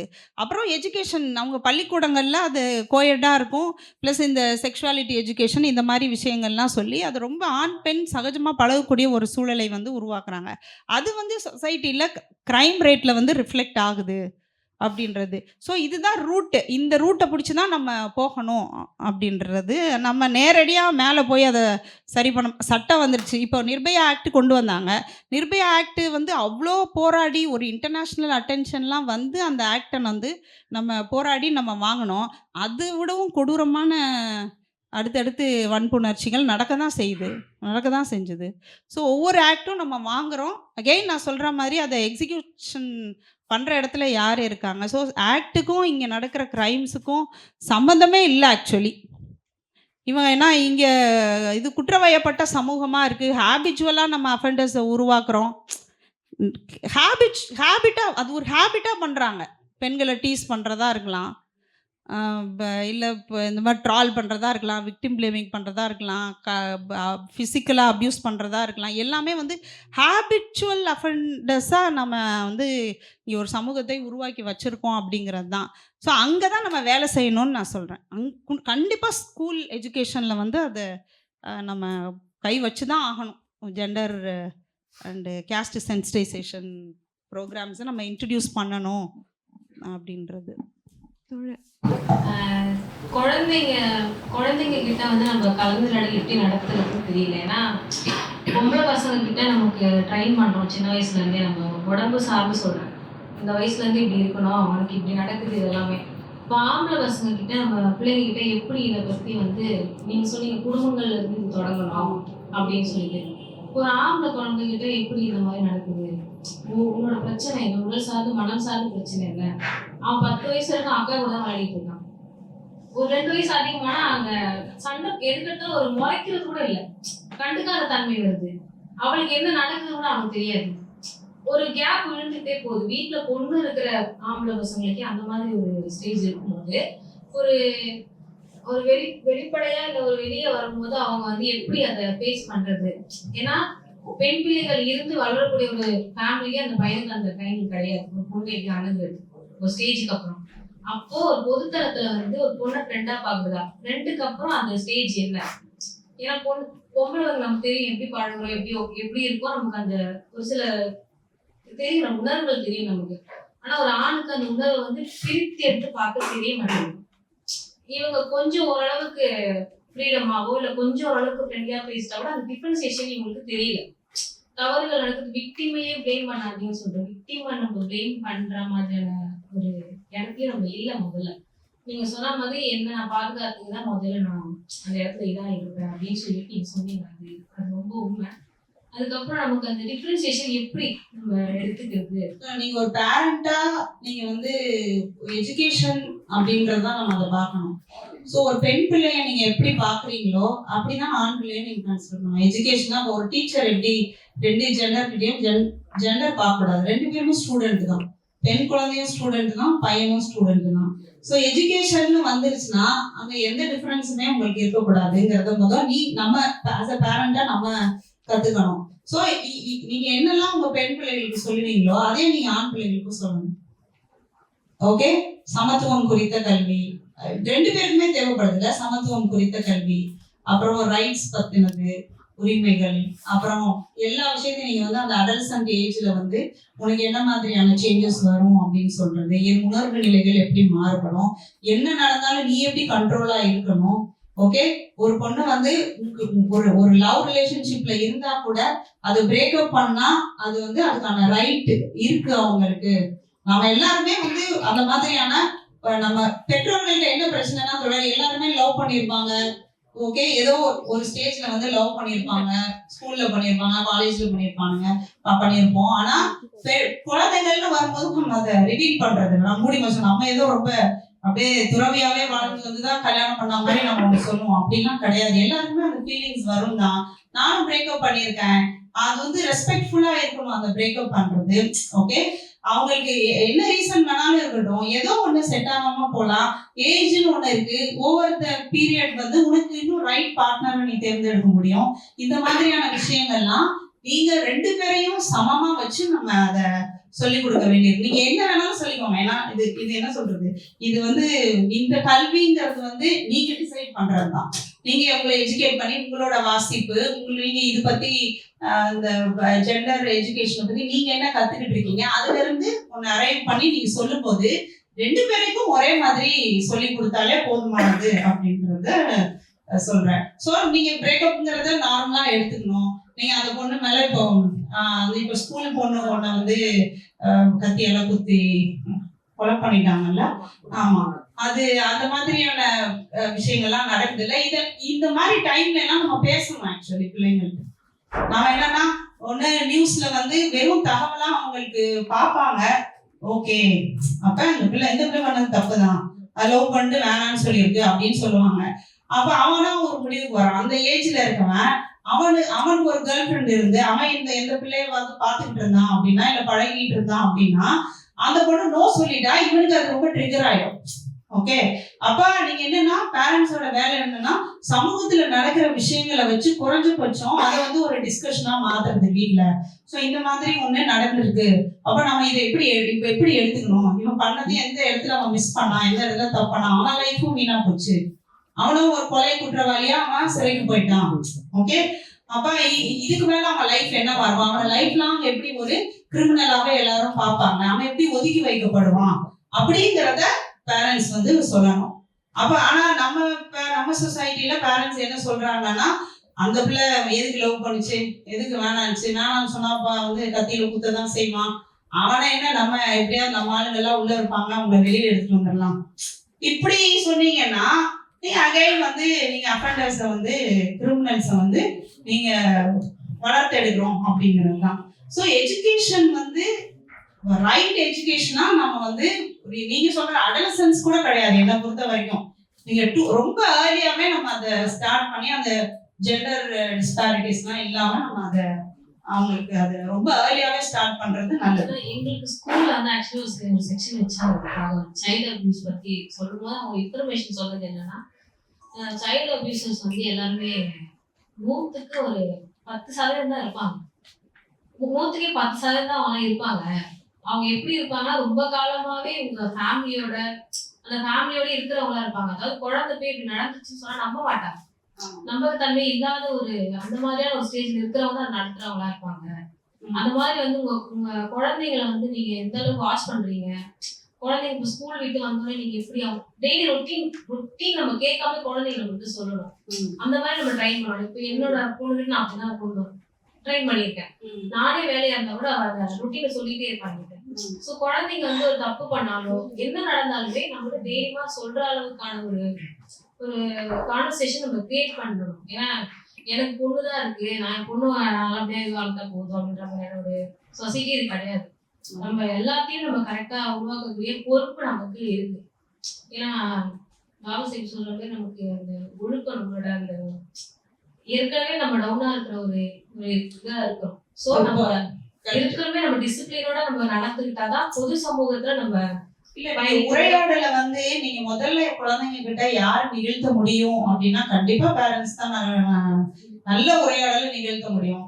இப்ப வந்து நீங்க என்ன சொல்றது, வெளியில நடக்கிற அபியூசஸ் மட்டும் இல்ல, நீங்க ஒரு புருஷன் வந்து அடிச்சா கூட நீங்க வந்து இப்ப ரித்தனியா கேஸ்ல அந்த பொண்ணு அப்பா அம்மா கிட்ட ஏன் சொல்ல முடியல, ஏன் வாய்ஸ் நோட் போடணும், ஏன் வந்து இப்ப அதனால வந்து இப்ப ஃபைட் பண்ண முடியல, படிச்ச பொண்ணு, டபுள் டிகிரி வாங்கின பொண்ணு, ஆனா வந்து தன்னோட பிரச்சனை என்ன, தனக்கு என்ன நடந்துகிட்டு இருக்குங்கிறத ஏன் சொல்ல முடியல, அந்த மாதிரி ஒரு சப்போர்ட் அவங்க ஏன் கொடுக்கலங்கிறது இருக்குல்ல, அங்கதான் நம்மளோட ஃபெயிலியர். பெண்களை வந்து பெற்றோரும் கைவிடுறாங்கிறதான் உண்மை. அது வந்து அட்லீஸ்ட் இந்த ஜெனரேஷன்ல வந்து இந்த பேரண்டிங்ல நம்ம பேரண்டிங் பத்தின ஒரு புரிதல் இருக்கிறவங்கள வந்து இந்த தொடர்ச்சியா இந்த உரையாடலை வந்து ஒரு ஷேரிங்கை வந்து உறுதிப்படுத்தணும், பகிர்தலை உறுதிப்படுத்தணும், உரையாடலை உறுதிப்படுத்தணும். நடக்கிற விஷயங்களை சுத்தி நடக்கிற விஷயங்கள்ல இருந்து நல்லதையும் கெட்டதையும் எப்படி பிரிச்சு பார்க்கணும். உனக்குன்னு வரும்போது குற்றம்லாம் சரியாயிராது. நீ வந்து பாதிக்கப்பட்டா கூட ஒரு பொண்ணு உன்னை ஏமாத்தினதாவே வச்சுக்கிட்டுமே, அப்ப கூட நீ வந்து சரியாதான் நடந்துக்கணும். விட்ரா பண்றதுக்கான உரிமை வந்து உனக்கு எல்லாருக்குமே இருக்கு. ஓகே, அது வந்து நீ இப்ப சீட் பண்றது ரிலேஷன்ஷிப்ல யாரு, அது நம்ம யாரையுமே சொல்ல முடியாது, இந்த ஜெண்டர் அந்த ஜெண்டர் அப்படிலாம் இல்ல. ஆண்களும் சீட் பண்ணுவாங்க, பெண்களும் சீட் பண்ணுவாங்க. அப்போ சீட்டிங்னு ஒண்ணு ரொம்ப நமக்கு பெயினா கொடுத்தா கூட அதை ப்ராசஸ் பண்ணு. அதுல இருந்து என்ன எதுவும் வந்து பெர்மனன்ட் ப்ராப்ளம்னு ஒண்ணும் கிடையாது. டைம் எல்லாத்தையும் ஹீல் பண்ணும். கஷ்டமா இருக்கு. அது ரொம்ப ஆமா, நம்மெல்லாம் நீங்க நம்ம இல்லாத உதாரணங்கள் கூட சொல்லலாம். எனக்கும் நடந்திருக்கு, நானும் ப்ராசஸ் பண்ணிருக்கேன் அத. ஓகே, அது அந்த மாதிரி சொல்லலாம். இல்ல எனக்கு தெரிஞ்சவங்களுக்கு நடந்திருக்கு, இப்படிதான் நம்ம டைம். ஆனா அது ஹீல் ஆகாம போகவே போகாது. அது நேச்சருக்கு எதிரானது இல்ல, இயற்கைக்கு எதிரானது. டைம் எல்லாத்தையும் ஹீல் பண்ணும் அப்படிங்கிற. ஏன்னா நம்ம என்னன்னா அந்த வயசுல நம்ம எல்லா பிரச்சனையும் நிரந்தரமானதுன்னு நம்ம நினைச்சுப்போம். அதுதான் நம்மளோட சிக்கலே. ஓகே, நம்ம வந்து இது மாறாது, இந்த பொண்ணு விட்டுட்டு போயிடுச்சு அப்படின்னா அவ்வளவுதான், என் லைஃப் முடிஞ்சு போச்சு டாட் அப்படின்னு நினைக்கிறாங்கல்ல. அப்படி இல்ல, அது ஒரு ஃபேஸ் உன் லைஃப்ல, நீ அதுக்கப்புறம் இன்னும் கடந்து வருவ அப்படிங்கிற விஷயத்த நாம அவங்களுக்கு பல உதாரணங்கள் மூலமா நம்ம கதைகள் நம்ம சொல்லலாம். ஒன்றும் தப்பு இல்லை. நம்ம எக்ஸ்பீரியன்ஸ் பண்ணணும் இல்லை, இவங்களுக்கு நடந்தது அவங்களுக்கு நடந்ததுன்னு அந்த மாதிரி கதைகள் நம்ம நிறைய சொல்லி ஒரு நம்பிக்கையை கொடுக்கணும். லாஸ்ட் ஒன்னே வந்து போதை பழக்கங்கள். ஏன்னா நாங்க இருக்கிற சைடு வந்து சென்னையோட புறநகர் ஹவுசிங் போர்ட் பக்கத்துல இருக்கோம். ஏன்னா அந்த ஏரியால வந்து ஒரு வயசுக்கு அப்புறம் வந்து எங்க இருந்துதான் அவங்களுக்கு அந்த பழக்கம் வருதுன்னே தெரியும். அது எப்படி உடம்பு வலிக்காக வந்து அப்பா குடிக்க ஆரம்பிச்சாரு, ஆனா அந்த பழக்கமா வந்து பிள்ளைங்க அது எப்படி எடுத்துக்கிறாங்கன்னு தெரியும். ஸோ அங்க இருந்துதான் நமக்கு எல்லா பிரச்சனை வந்து அங்க இருந்து ஸ்டார்ட் ஆகுது, அந்த புள்ளியில இருந்து ஸ்டார்ட் ஆகுது. ஏன்னா ஒரு காட்சி சம்பவத்துல எப்படி இருக்குன்னா, கலைநகர் கார்த்திகை தெரிஞ்சுப்போம். அந்த பாப்பா வந்து அங்க சந்தோஷமா ரிசீவ் பண்ணி கூப்பிட்டு வராங்க எல்லாருமே. இந்த பக்கம் அதே ஏஜ்ல இருக்க ஒரு குழந்தை வயிற்று தள்ளிட்டு நடந்து போகும், தள்ளாடிக்கிட்டு அந்த ஒரு குட்டியா இருக்காங்க பசங்க அங்கேயே நடந்து போறாங்க. தோழர் சொல்லிட்டு இருந்தாங்க. அந்த ஒரு இது ரொம்ப அது ஹெவியா இருந்தது, பார்ட்ஸும் ரொம்ப ஹெவியா இருக்கு. ஸோ இது எப்படி வந்து இந்த சின்ன 10 வயது ஆண் பிள்ளைங்களை இதுல இருந்து எப்படி கொண்டு வருது? ஏன்னா இவன் தான் நாளைக்கு எல்லாமாவும் ஒரு கொண்டு போயிட்டே இருக்கான். இதை எப்படி சரி பண்றது, எந்த புள்ளியில இருந்து சரி பண்றது அப்படிங்கிறது அது ஒரு பெரிய. அந்த ஏரியாவை மையப்படுத்தி கேக்குறீங்களா? கண்ணகி நகர்ல வந்து சமூகம் தான் காரணம். ஏன்னா நீங்க வந்து ஒரு என்ன சொல்றது, ஒரு சமூக கலப்புல இருந்து நம்ம அவங்க டக்குனு துண்டிச்சு அங்க கொண்டு போய் போட்டது அவங்களுக்கு ஒரு பெரிய ட்ராமா. ஆக்சுவலி அது வந்து நீங்க அதை கவர்மெண்ட் அட்ரஸ் பண்ணியிருந்திருக்கணும். அங்க ஸ்கூல்ஸ் இருந்திருக்கணும். அங்க இங்க இருந்து தூக்கி அங்க வீசப்பட்டவங்களோட குழந்தைங்க வந்து டிராப் அவுட்ஸ் ஆயிட்டாங்க. ஏன்னா அங்க பள்ளிக்கூடம் வந்து இல்ல, ஒரு பள்ளிக்கூடம் ஏதோ இல்ல தோழர், ஆக்சுவலி அங்கேயும் வந்து வெல் எஜுகேட்டட் இருக்காங்க. அங்கேயும் நல்ல ஐடி கம்பெனில வேலை செய்யறவங்க, நல்ல வேலைக்கு போறவங்க எல்லாருமே இருக்காங்க. ஆனா இவங்களுக்கு அந்த போதை இதெல்லாம் வந்து அவங்களுக்கு வாழ்க்கையோட கலந்துருச்சு. கெட்ட பழக்கம் வந்து லைஃபோட கலந்தும் போது அது கெட்ட பழக்கம். இப்ப நீங்க அங்க அமைப்புகள்லாம் இருப்பாங்க, அதுதான் ஒரு பிரச்சனையா இருக்கு. அமைப்புகள் இருக்கிறாங்கன்னா இவங்களை எப்படி நம்ம ஆர்கனைஸ் பண்ணி எப்படி சரி பண்றதுங்கிறது தான் நமக்கு பிரச்சனையா இருக்கு.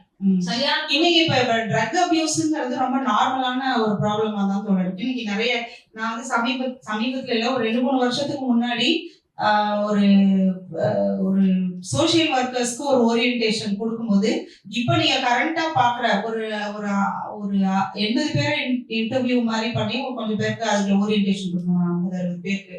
ஸோ அவங்க சொன்ன விஷயம் என்னன்னா, இப்போ நீங்க சோசியல் ஒர்க் படிச்சுட்டு ஃபீல்டுல இருந்துட்டு வர்ற பசங்க அவங்க. ஸோ அவங்க நீங்க இப்ப நீங்க பாக்குற பிரச்சனை என்ன, ரொம்ப கோர் இஷ்யூவா நீங்க எதை பாக்குறீங்க அப்படின்னு கேட்டப்போ, அவங்க இந்த பள்ளி பருவத்துல ஸ்கூல்ஸ்லயே வந்து அந்த ட்ரக்ஸ் வந்து ரொம்ப நார்மலா இருக்கு. லைக் சில விஷயங்கள் வந்து கூல் லிப் மாதிரியான விஷயங்கள் இப்பெல்லாம் வந்து ஈஸியா கிடைக்குது, ஆக்சஸ் இருக்கு, பக்கத்துல இருக்க பெட்டி கடைகள்ல கிடைக்குது. ஸோ அதனால வந்து ஈஸியா அதாவது பிளஸ் ஆல்கஹாலும் வந்து ரொம்ப ஏர்லியாவே அவங்க ஸ்டார்ட் பண்றாங்க அப்படிங்கிறது. இது ஒரு சோஷியல் இஷ்யூ தொடர். இது வந்து நம்ம தனிநபர்கள் வந்து என்ன பண்ண முடியும்னு எனக்கு தெரியல. இது கடுமையான சமூக சிக்கல். ஏன்னா இன்னைக்கு இருக்கிற இந்த டிஜிட்டல் வேர்ல்டுல வந்து நீங்க உங்களுக்கு எல்லாமே அவைலபிளா இருக்கு. லைக் போன்ஸ் இருக்கு, போர்னோகிராஃபி அவைலபிளா இருக்கு. நீங்க வந்து பிளஸ் இந்த ட்ரக் அபியூஸ், இது வந்து இந்த காம்பினேஷனை யோசிச்சு பாருங்க. அப்புறம் எல்லா கெட்ட விஷயங்களையும் பார்த்து அவங்க பிரிச்சறிய தெரியாம உள்வாங்கிக்கிறாங்க. அப்படின்னும் போது இந்த மாதிரி காம்பினேஷன்ல வர்ற பசங்க எவ்வளவு பெரிய த்ரெட்டனா சமூகத்துக்கு மாறுவாங்க அப்படிங்கிறத ஒரு அவதானிப்பு வந்து நம்ம சமூகத்துல சமூக இயக்கங்களுக்கு இருக்கணும், பொது சமூகத்துக்கு இருக்கணும், குடும்பங்களுக்கு இருக்கணும், அரசுக்கு இருக்கணும். ஆனா இந்த லைக் இப்போ அந்த கோயம்புத்தூர் கேஸ்ல அவங்க ஃபுல்லா 21 வயசு தான் அந்த பசங்களுக்கு. அப்பதான் என்ன சொல்ல, அடலசன்ஸ் முடிஞ்ச டைம் தான். ஓகே, அதாவது போஸ்ட் அடலசன்ஸ் பீரியட தான் நம்ம அதை கன்சிடர் பண்ணணும். ஸோ அவங்க கஞ்சா எடுத்திருக்காங்க, ஆல்கஹால் எடுத்திருக்காங்க, அவங்க ஒரு கிரைம் பண்றாங்க அப்படின்னா இதுதான் வந்து மாடியூல் ஆக்சுவலி. அப்ப நீங்க இவங்களை வந்து எப்படி இண்டிவிஜுவல் கேஸா எப்படி டீல் பண்ண முடியும்? ஸோ இவங்க நீண்ட காலமா அவங்களுக்கு இந்த பழக்கம் இருக்கு. நிறைய பேருக்கு இந்த பள்ளி பருவத்திலேயே இந்த ட்ரக் அபியூஸ் வந்துடுது அப்படிங்கும் போது நாம அதுக்கு ஒரு செயல் திட்டம் வேணும்ல. எவ்வளவு செயல் திட்டம்னு நமக்கு தேவைப்படுதுங்கிறத பாருங்க. ஸோ நீங்க கண்டிப்பா நீங்க லைக் அந்த திருப்பி அங்கதான் வந்து நம்ம நிக்க வேண்டியிருக்கு. ஸ்கூல் எஜுகேஷன்ல இதுக்கான ஸ்கீம்ஸ் கொண்டு வர்றது அந்த மாதிரி. இப்ப நீங்களுமே கூட உங்களுக்கு அங்க சமூக அமைப்புகள் ஒரு பக்கம் இதை முன்னெடுக்கணும். கனக நகர் பகுதிகளில் இருக்க பள்ளிகள் இது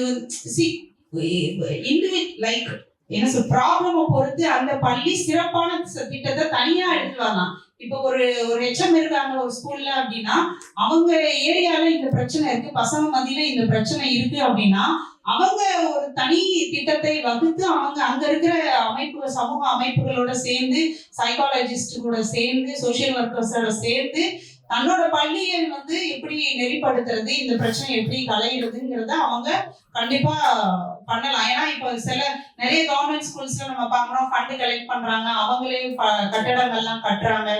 ஓகே, ஒரு நீட்டான ஆம்பியன்ஸை கொண்டு வராங்க, நிறைய கலைகள் எல்லாம் சொல்லி கொடுக்குறாங்க, தியேட்டர் இதெல்லாம் சொல்லி கொடுக்குறாங்க. அப்படின்னும் போது அந்த இனிஷியேட்டிவ் எடுக்கும் போது இந்த மாதிரி ஒரு பக்கம் ஸ்கூல்ஸும் இதை வந்து கண்ணு காணாமல இருக்காங்கல்ல, அப்படி இல்லாம அதை ஒரு துடிக்கணும். ஆக்சுவலி நீங்க ஒரு ஒரு 10 வயசு 13 வயசு பசங்க வந்து ட்ரக் எடுக்கிறாங்கன்னா நமக்கு எவ்வளவு பயம் வரணும். ஆக்சுவலி பயம் வரணும்ல, அந்த பயம் வரணும்னு சொல்றேன். பேரண்ட்ஸ்க்கும் சரி, எல்லாருக்குமே சிட்டிசனா நம்ம எல்லாருக்குமே வரணும், அரசாங்கத்துக்கு வரணும். ஆனா இதை யாருமே கண்டுக்கிறல அப்படிங்கிறது தான் சேட் ரியாலிட்டி. எனக்கு என்னன்னா, இப்போ நீங்க சொல்றீங்கல்ல, இப்போ செக்ஷுவல் அசால்ட், ரேப்பு, ஹராஸ்மெண்ட் இதெல்லாம் ஒரு க்ரைம் அப்படின்னு சொல்லிட்டு நமக்கு தெரியுது. நம்ம இதுக்கு பண்ணணும் பண்ணக்கூடாதுன்னு சொல்லிட்டு கேட்குறோம். ஆனால் ஒரு சில விஷயம் க்ரைம்னே தெரியாமல் இங்கே நடந்துகிட்ருக்கு. இப்போ எக்ஸாம்பிள் சொன்னால் மேரிட்டல் ரேப் அப்படின்றது ஒரு குற்றம் அப்படின்னா இங்கே நிறைய பேருக்கு தெரியுமான்றது எனக்கு தெரியல. அதை பற்றி ஏன் யாருக்கும் தெரிய மாட்டுது? அதோட சேர்த்து கேள்வி மேரிட்டல் ரேப், பெண்கள் மனமுறிவு கேட்டு ஒரு விண்ணப்பம் போடுறாங்கன்னா, இப்போ மேரிட்டல் ரேப்பு அதை குறித்து விசாரிக்கிறதே ஒரு அபத்தம் தானே. பெண் எனக்கு ஒருத்தரோட வாழ விருப்பம் இல்லைன்றாங்க, ஆனால் அது குறித்து ஒரு விசாரணை நடக்குது, அவங்கள வந்து கவுன்சிலிங் அனுப்புகிறாங்க, மற்ற விவகாரங்கள் நடக்குது. இப்போ ஒரு ஆண் போடுறாருன்னா அது வேற, ஒரு மேபி என்ன காரணம் அது குறித்து விசாரிக்கிறதுல ஒரு நியாயம். இப்போ மேரிட்டல் ரேப்பு தப்புன்னு நம்ம சட்டத்தில் ஒன்று இருக்குது. ஆனால் ஒரு பெண் மனமுறிவு போட்டால் அவங்களுக்கும் மனமுறிவு கிடைக்கிறதுல வந்து ஒரு வழக்கறிஞராகவே நான் இதை சொல்கிறேன். உதாரணத்துக்கு சொன்னால் ஒரு வழக்கு, அவர் வந்து ஒரு ஓசிடி அப்சசிவ் அவர் என்னன்னா அடிக்கடி பல்லு வழக்கு க்ளீனாக இருன்னு அந்த பொண்ணை டார்ச்சர் பண்ணிகிட்டே இருப்பார். ஆனால் வேற எதுவுமே பண்ண மாட்டார், அவரு அதை மட்டுமே தான் பண்ணிட்டு இருப்பாரு. இப்போ அந்த பொண்ணுக்கு வந்து அவரோட இருக்க பிடிக்கல.